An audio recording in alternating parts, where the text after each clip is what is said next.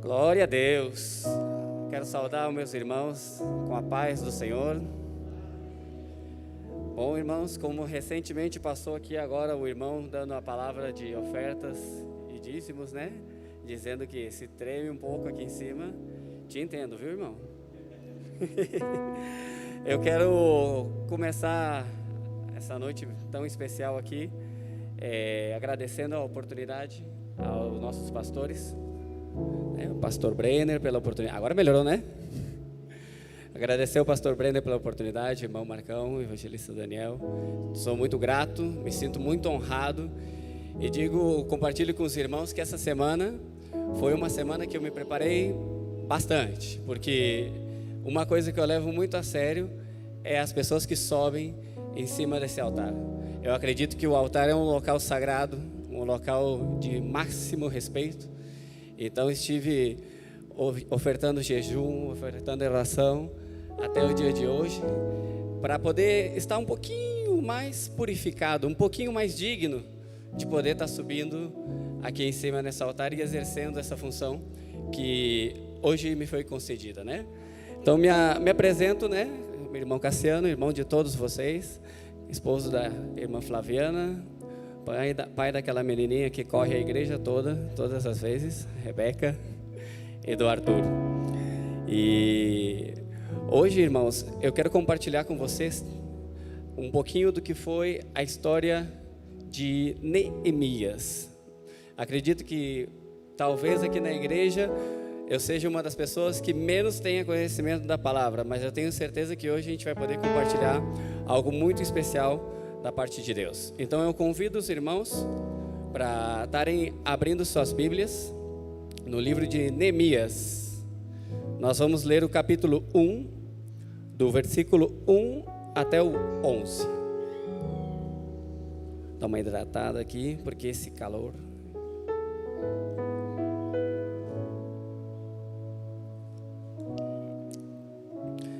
À medida, quem achou, diga amém.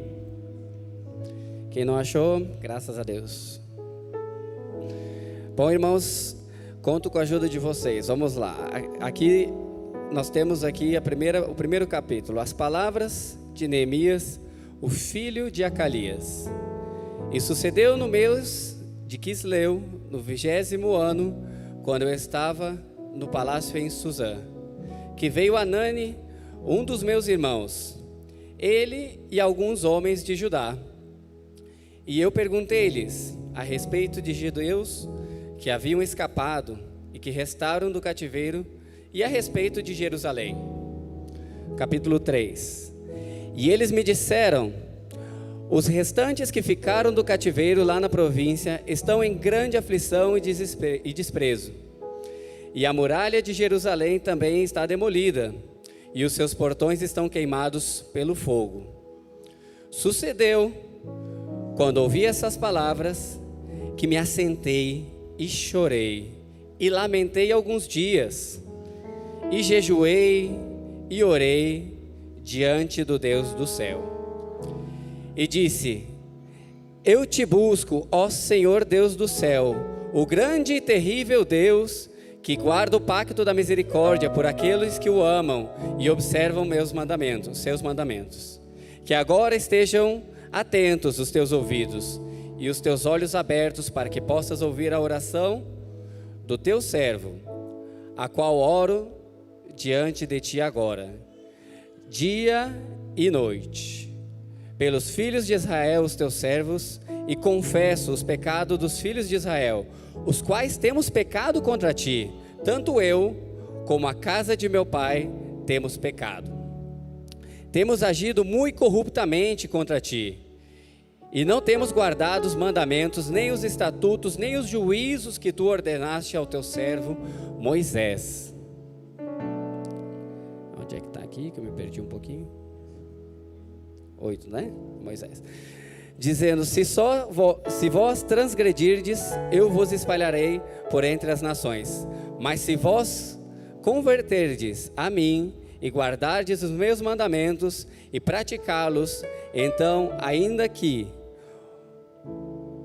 ainda que vossos rejeitados estejam nas extremidades do céu, ainda assim os reunirei de lá e o trarei ao lugar que tenho escolhido para ali pôr o meu nome. Ora, estes são os teus servos e o povo, os quais tens redimido pelo teu grande poder e pela tua mão forte. Ó Senhor, rogo-te que estejam atentos os teus ouvidos à oração do teu servo e à oração dos teus servos que desejam temer o teu nome, e faze prosperar hoje o teu servo e concede-lhe misericórdia à vista deste homem. Até aí, irmãos. Eu convido os irmãos de sentadinhos, assim, antes da gente começar a dissertar um pouquinho da palavra, a fazer uma oração comigo, para que Deus possa fortalecer. Pode estar sentado mesmo, tá bom? Querido Deus, Pai eterno, poderoso, Senhor, aqui estamos, teus filhos, hoje reunidos, Senhor, meu Pai, para alimentarmos desta tua santa palavra, meu Pai amado.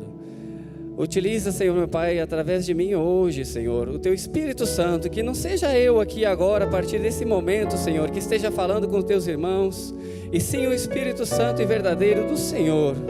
Fala através da minha boca, Senhor, meu Pai amado, dai-me o espírito de ousadia. Estamos aqui todos, Senhor, meu Pai, com o coração aberto para recebermos mais de Ti nessa noite. Desde já eu Te agradeço, Senhor, em nome de Jesus, amém. Bom, irmãos, esses dias que nós temos vividos aqui não são muito diferentes dos dias que estão sendo retratados nessa parte da passagem de Neemias. Hoje nós temos vivido tempos difíceis aqui nessa terra. Coisas horríveis têm acontecido aos nossos olhos, né? Repentinamente, agora nós tivemos aquele caso do vereador lá do Rio de Janeiro, o vereador Jairinho, creio que todos tiveram conhecimento, né? Que vieram atirar a vida de uma criança, 4 anos de idade tinha, ele com a ajuda da mãe da criança. Ou seja, que mundo que estamos vivendo? A iniquidade no mundo vem aumentando e aumentando e aumentando. Não muito longe disso, aqui mesmo no Goiás, recentemente tivemos a saga de Lázaro, né? Lázaro que fez vítimas em Brasília, em Goiás, e essas coisas vêm se repetindo e a iniquidade do mundo vem aumentando. Mas o que eu quero abordar hoje aqui com vocês, irmãos, não é o que vem acontecendo no mundo, e sim o que vai ser a resposta nossa para as coisas que vêm acontecendo no mundo. Como vamos reagir nós frente àquelas pessoas que não têm ainda Jesus no seu coração? Qual vai ser a nossa resposta do povo de Deus para essas coisas? Ou será que estamos conformes com as coisas que estão acontecendo neste mundo? Acredito que não, né? E uma pergunta faço para todos: você acredita que você sozinho consegue mudar a situação do mundo nos dias de hoje, sim ou não? Mas você acredita que você, junto de outras pessoas, podem trabalhar juntos e fazer a sua parte, dar o seu grãozinho de areia para juntos mudarmos o mundo? Eu acredito. E foi isso que Neemias fez naquela época. A igreja de Deus aqui, gente, eu quero compartilhar com vocês, quero que a gente conjecture um pouquinho. A igreja de Deus aqui na terra, ela funciona como a agência de Deus aqui na terra. E nós, como irmãos, como membros aqui da igreja, nós somos agentes de Deus aqui na terra. E estamos aqui para trabalhar. A gente não veio aqui a passeio para ficar olhando a vida acontecendo, as coisas acontecendo, as barbaridades do mundo acontecendo e não fazer nada. Nós viemos aqui para remangar as nossas mangas e trabalhar. Nós temos que entender que nós, membros aqui da Igreja de Cristo, nós temos um ministério muito grande. Eu, você, o pastor, quem não exerce cargos também tem um ministério muito grande, que é o ministério da reconciliação. Nós temos um ministério de apontar para Cristo. Nós temos um ministério da solução dos problemas do mundo. E qual que é essa solução que eu, você, o pastor, todos temos? A solução que nós temos em nossas mãos é a solução de transformar as realidades. Eu, você, o pastor, todos temos essa solução em nossas mãos. Só que muitas vezes a gente procura dar a solução a outras pessoas. A gente fica querendo que o presidente resolva a situação do nosso país, que o nosso governador resolva a situação do nosso país, que o vereador, que o prefeito. Mas nós temos o ministério da reconciliação. Eu, você, a igreja de Deus tem a solução em suas mãos todos os dias. Só que muitas vezes não nos damos conta dessa solução, do poder que temos em nossas mãos. Então, qual deve ser a atitude de um homem, de uma mulher de Deus, que deseja ser um agente de Deus aqui na terra e trabalhar para transformar a realidade do mundo que estamos vivendo? Eu vou compartilhar com vocês aqui, irmãos, 6 atos que Neemias fez, porque naquela época que Neemias foi levantado como um homem para transformar a realidade do povo de Judá, Judá se encontrava há 120 anos destruída. O rei Nabucodonosor tinha sequestrado a população de Jerusalém, levado eles cativos para a Babilônia, tinha destruído todas as muralhas de Jerusalém, os portões de Jerusalém estavam queimados a fogo. E naquela época, irmãos, uma cidade, há milhares e milhares de anos atrás, uma cidade que não tinha a sua muralha de em pé, era uma cidade que estava largada às traças, em outras palavras, porque as muralhas naquela época significavam a segurança para o povo da cidade. Uma cidade sem muralhas, ela era facilmente atacada por seus inimigos, ela não tinha fortaleza, ela não tinha defesas, e os portões da cidade se encontravam queimados. Ou seja, o que isso significa? Naquela época, os juízes, eles não tinham tribunais. Os juízes naquela época, quando tinham que resolver as causas da cidade, eles se reuniam nos portões das cidades para fazerem os julgamentos e assim trazer um pouquinho mais do que era a lei e fazer-se cumprir a lei. E então uma cidade sem muralhas e sem portões, o que era daquela cidade? Ruína, abandono, desigualdade. E eu acredito que não estamos vivendo tempos muito diferentes dos tempos de Neemias. Mas Neemias naquela época foi levantado para transformar a realidade daquele povo. Assim como eu, assim como você, estamos aqui hoje, não para simplesmente assistir a um culto, mas aprender um pouquinho mais da palavra e se levantarmos também para mudar a realidade do nosso país, para mudarmos a realidade da nossa cidade, para mudar a realidade dos nossos bairros, do nosso condomínio, da nossa casa. Então eu vou compartilhar com vocês aqui 6 atos de Neemias. Primeiro dos atos de Neemias: despertar real interesse pelas pessoas e pela cidade. No capítulo 1, versículo 2 e 3, qual é a primeira coisa que Neemias faz quando chegam aqueles homens de Judá? Ele faz uma pergunta. Ele pergunta: como estão as pessoas que sobreviveram os cativos de Jerusalém? Como está a cidade? Ou seja, ele demonstra um interesse real pelas pessoas e pela cidade. Ele não faz uma pergunta, não pergunta besteira, não pergunta como é que está a fama do rei em Judá. Ele não pergunta quantos milhares de seguidores tem ele lá naquela região de Judá. Ele se preocupa realmente como está a cidade. E aqui hoje, irmãos, eu trago para nós qual é o nosso nível de preocupação com as pessoas. Qual é o nosso nível de preocupação com a cidade que estamos vivendo?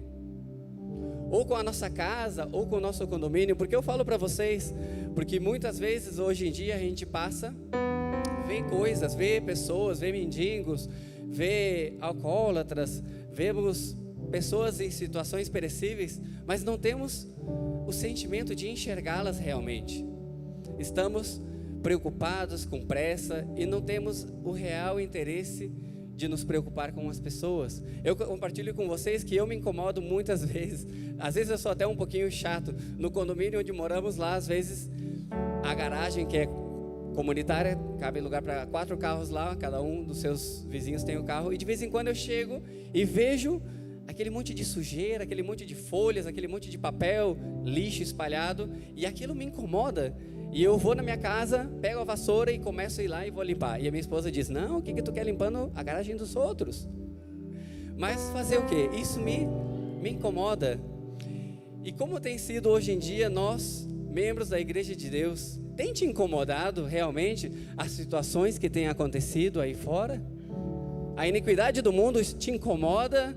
Ou você já está adormecido com tanta coisa que vem acontecendo no mundo? Essa é uma coisa que a gente tem que refletir, se a gente realmente estamos preocupados com as situações das pessoas. O seu vizinho, não sei, você pode ter um vizinho que muitas vezes você escuta alguns barulhos, você pode escutar uma briga dele brigando com a esposa, você pode escutar uma amiga sua próxima que está tendo problemas no casamento, você pode ter primos, irmãos que têm dificuldade em alguma parte da vida. E qual é o seu nível de interesse por essas pessoas? Será que o nosso nível de interesse está tão grande que nem o ato de convidá-los a vir aqui na igreja buscar a solução que é Cristo, a gente está tendo?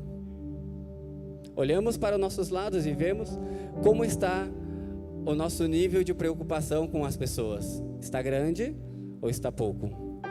Esse é o primeiro ato que Neemias fez. Ele despertou um real interesse pelas pessoas que estavam lá em Jerusalém. Neemias se encontrava dentro do palácio do rei. Ele era o copeiro do rei. A vida que qualquer um daquela época gostaria de ter era o copeiro do rei, pois ele provava tudo que o rei iria se alimentar. Ele tinha acesso total ao rei. Naquela época o rei não poderia ser perturbado assim por qualquer pessoa. Nem sequer a esposa do rei poderia dirigir-lhe a palavra sem autorização do próprio rei. E Neemias tinha uma vida que ele tinha acesso direto ao rei. E mesmo assim, ainda assim, ele se preocupou com as pessoas e com a cidade. A segunda coisa que a gente vai observar aqui no livro de Neemias é que ele teve um envolvimento pessoal com as pessoas. No capítulo 4, aqui na primeira parte do capítulo 4, a gente pode ver: e sucedeu, quando ouviu estas palavras, que eu me assentei e chorei e lamentei alguns dias. Ou seja, nesse momento ele teve um envolvimento pessoal pelas pessoas, coisa que hoje em dia, será se a gente tem nos preocupado realmente com as coisas que acontecem no dia a dia? Como eu estava falando agora no primeiro ponto, né? Nós passamos num semáforo muitas vezes e vemos crianças perecendo, famílias inteiras às vezes morando na rua. E será que aquilo ali realmente tem te chocado ao ponto de você fazer como Neemias, chorar? Você tem chorado às vezes com as notícias que você tem visto na televisão? Como tem ficado o seu coração quando você recebe essas notícias que estamos vendo nos dias de hoje? Fazemos uma autoanálise conosco mesmo, porque se você não está sofrendo por aquelas pessoas, um pouquinho que seja, algo está errado, não com o mundo, e sim com nós. O terceiro ponto que temos aqui de Neemias, essa é a parte que a gente começa a dar a volta, gente. A parte que a gente começa a montar. Aceite um compromisso espiritual pelas pessoas. No final do versículo 4, a gente pode olhar aqui, o que fez Neemias? E jejuei e orei diante dos Deus do céu, e disse: eu te busco, ó Senhor do céu, grande e terrível Deus, que guarda o pacto da misericórdia por aqueles que o amam e observam os teus mandamentos. E aqui diz que ele orou e jejuou alguns dias. Ou seja, Neemias, por aquelas pessoas que quem sabe ele nem conhecia, ele jejuou e orou por quanto tempo? Alguns dias. Convidamos hoje em dia Faça o teste você em sua casa, convide sua irmã, convida seu pai, convida sua esposa, que nem eu convido de vez em quando. Vamos fazer um jejum? Vamos orar? Vamos ver quanto tempo que dura a nossa empolgação, a nossa atitude, o nosso compromisso. E esse compromisso que ele fez foi pelas pessoas que estavam lá em Jerusalém, pelas pessoas que estavam perecendo, pelas pessoas que estavam sofrendo com a iniquidade daquela época. Por quem que tem sido o nosso último jejum? Por quem que você tem jejuado? Por quem que você tem orado ultimamente nos dias de hoje?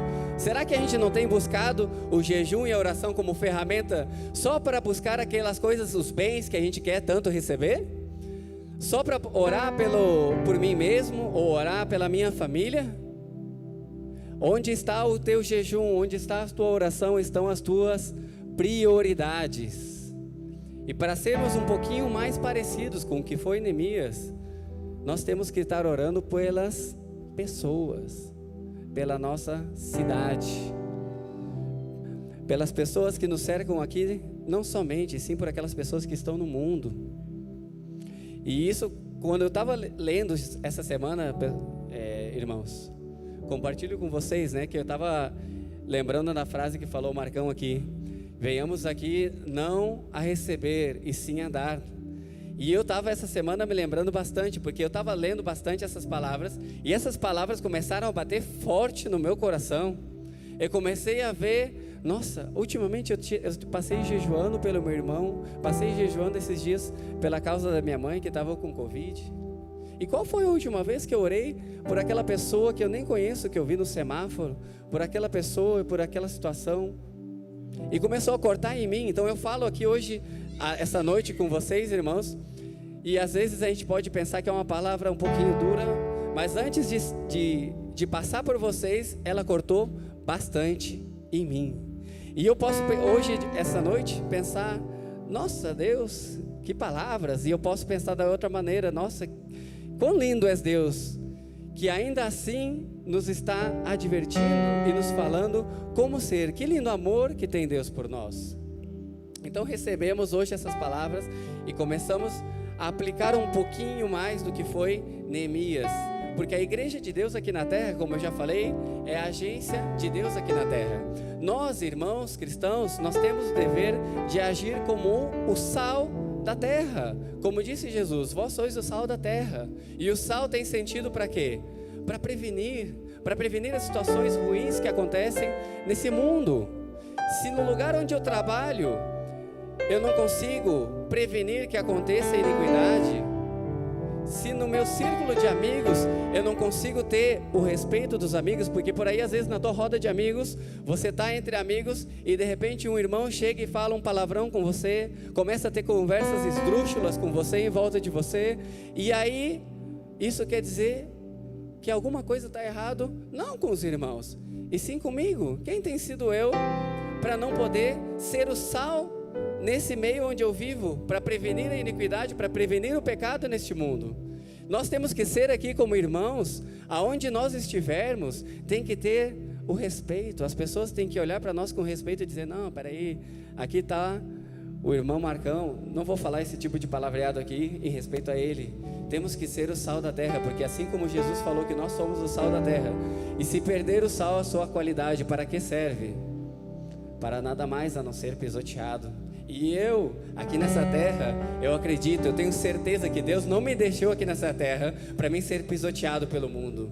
Eu estou aqui sim para servir como agente de Deus e prevenir esse mundo aqui de suas iniquidades e de seus pecados, e não permitir com que elas aconteçam, pelo menos ao meu lado. E se eu não permito que elas aconteçam ao meu lado, mais tarde ou mais cedo, algum outro irmão vai cair a ficha e vai começar a também não permitir que isso aconteça na casa, no trabalho, no emprego, no lugar onde ele vive. E assim a gente começa a dar a volta ao mundo. Sempre com jejum e oração, que foi o compromisso espiritual que Neemias fez por aquelas pessoas. Em quarto lugar aqui, irmãos, nós temos aqui reconhecer nossas fraquezas e falhas. Atentamos aqui no versículo 7. O que Neemias fala? Temos agido muy corruptamente contra ti. Ou seja, ele não fala, aqueles irmãos que estão lá em Jerusalém são todos um bando de pecadores, estão todos pecando e agiram incorruptamente contra ti. Não, a primeira coisa que ele se faz, ele se coloca como um mais no meio deles. Ele se faz cargo daquilo que está acontecendo naquela região também. Continuando. E não temos guardado os teus mandamentos, nem os estatutos e os juízos que tu ordenaste ao teu servo Moisés. Ele se coloca no meio da iniquidade do mundo.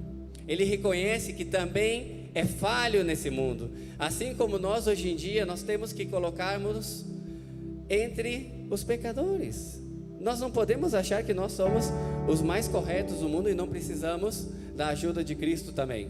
Primeira coisa que a gente tem que fazer quando nós vamos entrar numa batalha, que é a batalha que convido todos os irmãos aqui hoje, que é a batalha de mudar a realidade deste mundo. Quando a gente está prestes a entrar numa batalha, a gente tem que se preparar para ela. E a preparação começa em reconhecer as nossas fraquezas e nossas falhas, para mais tarde o inimigo não vir te apontar as suas falhas e fraquezas no meio do percurso, o acusador não se levantar contra você amanhã ou depois, para que estejamos nós, eu e você, nessa luta que a gente vai começar para transformar a realidade do mundo, blindados, porque já reconhecemos aqui que somos pecadores também. Aleluia, Jesus, obrigado, Senhor. E em quinto lugar aqui, irmão, compartilho com vocês uma parte que é muito chocante, muito tocante.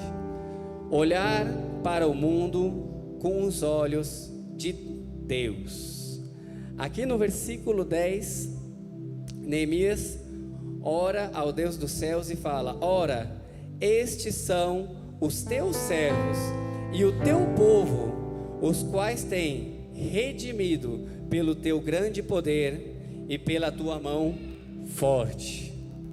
Nesse momento, irmãos, Neemias apresenta aqueles pecadores que estavam em Jerusalém, aquelas pessoas que estavam cometendo iniquidades perversas, não mais como pecadores, e sim, ele fala que são seus filhos. Aqui estão os seus filhos, Senhor. E quem aqui não ama os seus filhos? Quando nasce uma criancinha, a gente olha, quase toda criancinha nasce com aquela carinha de joelho, né? E a gente olha e diz: nossa, olha que coisa linda, fui eu que fiz, só a cara do pai, porque nós amamos aquilo que nós fizemos. E assim Jesus olha para cada um de nós aqui na terra. Jesus olha com olhos de amor, olhos de possibilidade. Jesus não olha para nós como pecadores. Jesus não olha para nós olhando para o nosso passado, porque Ele já sabe de todas as coisas. E sim nos olha como homens, filhos e filhas de Deus. Como eu, você, temos olhado hoje em dia para as pessoas que nos rodeiam nas ruas, nos nossos locais de trabalho? Nós temos pensado o melhor das pessoas?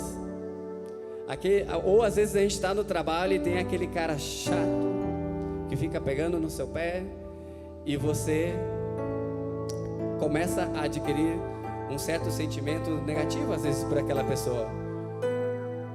Como temos olhado às vezes nas ruas para as pessoas? Qual tem sido o seu observador para as pessoas? Será que temos olhado para as pessoas como os olhos de Deus? Quando Jesus passa por Samaria e encontra aquela mulher e pede um pouco de água, talvez o mundo olhasse para aquela mulher como uma mulher pecadora que já tinha passado por vários casamentos, ou seja, uma mulher adúltera, uma mulher prostituta. E naquele momento Deus viu o quê? Deus viu uma missionária na frente dele. Ele fala com aquela mulher e depois daquele encontro que ele teve com aquela mulher, o que aquela mulher sai para fazer em Samaria? Ela sai para anunciar o Evangelho de Jesus, o Senhor da fonte de águas vivas. O mundo pode olhar aquela mulher, pode olhar para mim, pode olhar para você, quem sabe como o pior pecador do mundo, mas Deus nos olha como filho de Deus, e o amor dele é infinito, senhores. O amor que Deus tem por mim e por você nunca se acaba. O mundo por aí vai tentar dizer para mim e para você, e vai tentar fazer com que eu e você olhamos as outras pessoas com o olhar do mundo, com um olhar perverso, com um olhar de culpa. Mas hoje convidamos a todos os irmãos, saiamos e olhamos para as pessoas com o olhar do amor de Deus, com o amor de Cristo. Ajuda-nos, Senhor, a cumprir essa tarefa. Que o amor esteja em nossos olhos. Que lindo seria que a gente chegasse amanhã, de manhã. Aposto que no bairro de vocês deve ter um barzinho que tem aquele bebinho que todo dia de manhã ele já está lá bêbado. E você olha para dentro, você pode olhar para ele, o pior bêbado do mundo, e você diga: olha ali, ó, Deus tem uma grande obra para fazer na vida desse irmão. Eu estou vendo aqui um grande varão de Deus. Mudamos, irmãos, o nosso observador com as pessoas, enquanto ainda temos tempo, para que não sejamos pegos de surpresa. Não deixamos que o sal dessa terra que somos nós, povo de Deus, irmãos de Cristo, não deixamos que o nosso sal perca a nossa qualidade, porque senão de nada servirá. E o sexto aqui, já estou acabando, gente, já vamos indo para concluindo. A sexta atitude que eu quero frisar como uma das atitudes mais fundamentais que teve para o êxito de Neemias foi depender completamente da capacitação de Deus para cumprir a missão. Aqui no versículo 11, nós podemos observar aqui o versículo 11, que ele fala: ó Senhor, rogo-te que estejam atentos os teus ouvidos à oração do teu servo e à oração dos teus servos que desejam temer o teu nome, e faze prosperar hoje o teu servo, e concede-lhe misericórdia à vista deste homem. Ou seja, Neemias não saiu à força de seu braço na tarefa que ele tinha de reconstruir Jerusalém. Primeira das coisas que ele fez foi reconhecer. Ele estava dizendo para nós: Senhor, sozinho eu não vou conseguir. Sozinho não dá, Senhor. Eu sozinho não consigo reconstruir o que foi destruído por 120 anos. E hoje, aqui, muitas vezes, nós caímos na armadilha do ego, quando a gente está trabalhando em uma obra, quando nós estamos trabalhando em um objetivo grande, quando a gente começa a ter conquistas, a gente começa a pensar que foi a força do nosso braço. Essa é a pior armadilha do inimigo aqui na terra. As batalhas, grandes batalhas, que são perdidas inexplicavelmente, esse é o erro que as pessoas cometem. As pessoas deixam de depender completamente de Deus para vencê-las. Começamos a pensar que é na força do nosso braço, e aí nós caímos. E Neemias, frente àquele desafio grande que ele tinha, ele reconheceu e orou ao Senhor dos céus para que fosse feito com a vontade dele, para que o Deus fizesse assim ele prosperar ali naquela terra. E assim, irmãos, pela graça de Deus, Neemias começou a trabalhar e conseguiu ali reconstruir Jerusalém. Mas graça e poder, irmãos, não é para todo mundo, porque Deus conhece o oculto que está aí dentro de todos os nossos corações. Por que muitas vezes a gente vê pessoas que não conseguem grandes objetivos na vida? Porque Deus conhece o coração daquela pessoa. Por que Deus não sai por aí dando um carro importado para todo mundo? Porque Deus conhece os nossos corações. Sabe que amanhã um outro irmãozinho vai estar querendo pedir uma carona e tu vai dizer: não, aquele irmãozinho ali fede, não vou botar ele dentro do meu carro não vou dar carona para ele não. Deus conhece o oculto que está dentro de cada coração. Então, a nossa oração hoje em dia tem que ser: Deus, acha em mim, acha em nós, Deus, um coração como o de Neemias. Acha em nós alguém preocupado envolvido, compromissado, capacitado e dependente do Senhor. Essa tem que ser a nossa oração nos dias de hoje. Se você quer ser essa pessoa nos dias de hoje, irmãos, eu convido vocês a levantar dessa cadeira agora. Se você quer ser uma pessoa que tem o coração transformado, capacitado, como foi o coração de Neemias, coloque-se de pé. Feche seus olhos, irmãos.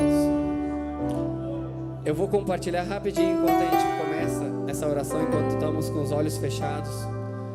Um texto que está em Atos 13:36,